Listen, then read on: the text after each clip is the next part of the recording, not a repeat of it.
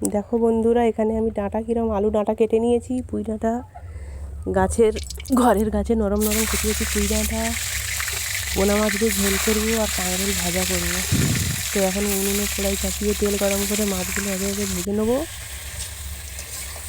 পুকুরের ধরা মাছ, মিষ্টি মাছ, তাই দিয়ে ডাঁটা আলু দিয়ে ঝোল তোমাদের কার কার পছন্দ বলবে। ভালো করে পুঁই ডাঁটা দিয়ে আলু দিয়ে মাছের ঝোল করে খাও। সবুজ এবার পুঁই ডাঁটাটাকে ভালো করে ভেজে সবুজ সবুজ গন্ধ রান্না করতে করতে দেখি না তখন ভালো লাগবে না, হঠাৎ বৃষ্টি চলে এসছে। কোনো মাছ ভাজার পুকুরেটা দিয়ে দিলাম মাঝখানে। এই দেখো বৃষ্টি হচ্ছে, তাই একটু বলি বৃষ্টিতে একটু হাতটা ভেজাই। বৃষ্টি হলে ওরকম হাত ভেজাতে খুব ভালো লাগে, তাই না? তারপরে দেখলাম তোমাদের দাদাভাই বাজার থেকে কলা নিয়ে আসলো, আমি আনতে বলেছিলাম, তাই এখানে দেখো এই জায়গায় ঝোলটা নামিয়ে নিয়েছি। পাতলা পাতলা কি সুন্দর জিরে বাটা দিয়ে কাঁচকলা দিয়ে ঝোল হয়েছে। এখন কাঁকরোল ভেজে নিচ্ছি।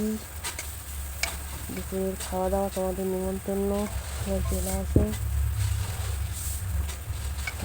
এই দেখো আমার কাঁকরোলটা ভাজা হয়ে এসছে।